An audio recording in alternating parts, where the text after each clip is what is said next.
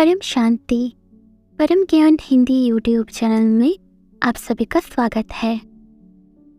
दुनिया के अंदर कुंडलिनी जागरण के ऊपर कुंडलिनी जागरण के नाम पे बहुत सारी थ्योरी आ चुके हैं। बहुत सारे लोग बहुत कुछ बताते हैं। कई लोग कहते हैं कुंडलिनी जागृत करना चाहिए, कई लोग कहते हैं नहीं करना चाहिए। कोई कहते हैं इससे सिद्धि मिलती है, सिद्धि प्राप्त करनी है तो करो। ऐसे बहुत सारे बातें हैं, लेकिन एक नॉर्मल इंसान जो स्पिरिचुअलिटी में अभी अभी जुड़ा है और इसकी वो खोज कर रहा है कि सत्य क्या है। अलग अलग कॉन्सेप्ट है। बहुत लोग कहते हैं इसको गुरु के पास से सीखना चाहिए।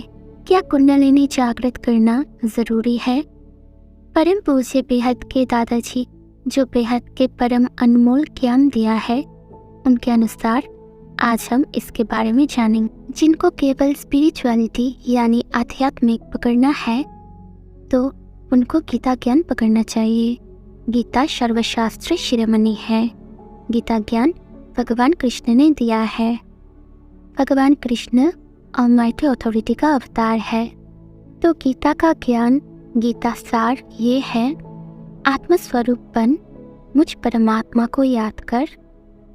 कुंडलिनी में 8 आज्ञा चक्र है। आत्मा 8 आज्ञा चक्र के नीचे 7 चक्र है। मूलाधार चक्र में जो सारी शक्तियाँ पड़ी है, ऐसा कहते हैं कि शक्तियाँ को ऊर्ध्वगामी बनाओ, शक्तियाँ को ऊपर ले जाना पड़ेगा, शक्ति को ऊर्ध्वगामी बनाना पड़ेगा। कुंडलिनी चक्र जागरण करने के लिए, ये चक्र जागृत करने के लिए कई लोग साधना करते हैं और फिर इसके वजह से साइड इफ़ेक्ट भी होता है। परम पूज्य बेहद के दादाजी बताया है जो सीधा साधा रास्ता है, सरल राजयोग जो गीता में बताया है। कुंडलिनी जागृत करने की कोई ज़रूरत ही नहीं है, क्योंकि आत्मा शरीर को चलाती है, कुंडलिनी नहीं। आत्मा की शक्ति कुंडलिनी में जाएगी। आत्मा शरीर को चलाती है। आत्मा को कोई रूह कहते हैं, कोई सोल कहते हैं।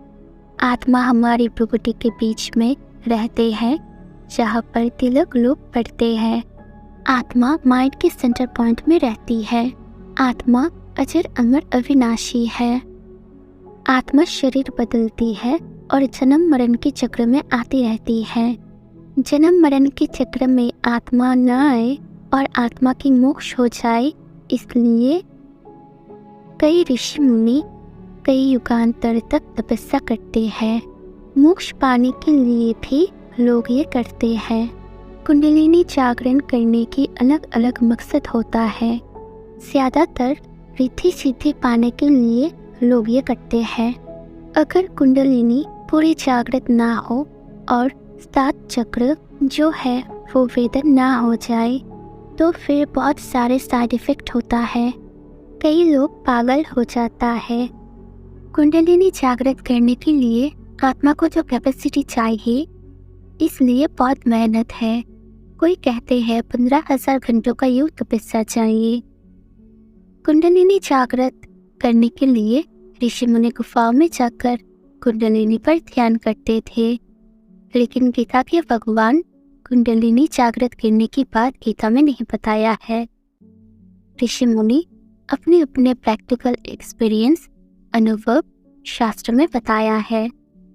लेकिन एक आम इंसान स्पिरिचुअलिटी में आगे कैसे बढ़े? परम पूज्य बेहद के दादाजी इसके बारे में बहुत गहराई से ज्ञान दिया है। 8 आज्ञा चक्र मतलब आत्मा की शक्ति को जगाना पड़ेगा। 7 चक्र को जगाना ही पड़ेगा, ऐसा बात नहीं है। 8 आज्ञा चक्र, तीसरा नेत्र, 3rd आई मतलब आत्मा। तो सीधा साधा भगवान ने गीता में बताया है, तो आत्मस्वरूप बन, मुझ परमात्मा को याद कर, तो मैं तेरा सर्व पापों का विनाश कर दूंगा और अंत में उच्च से उच्च परम धाम में ले जाऊंगा।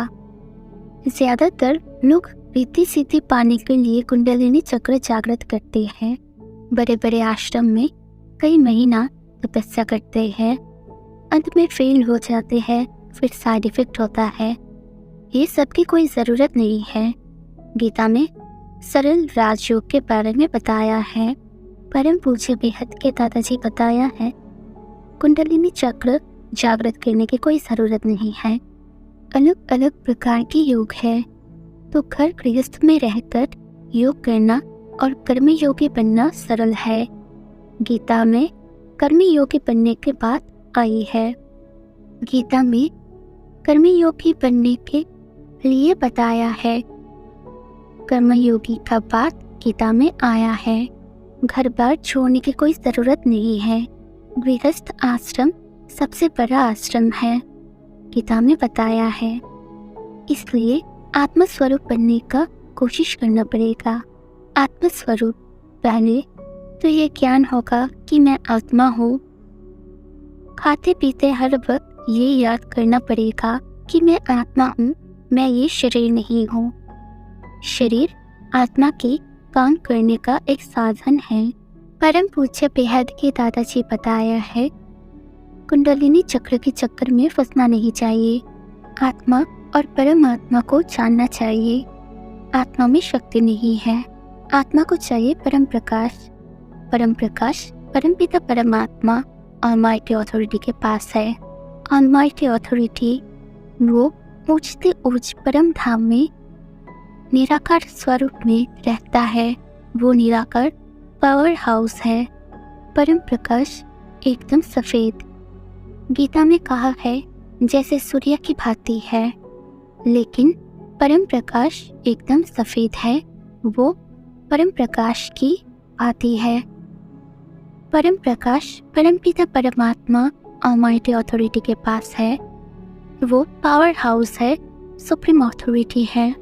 तो योग करने से आत्मा में पावर आएगी। योग मतलब कनेक्शन, परमपिता परमात्मा से कनेक्शन।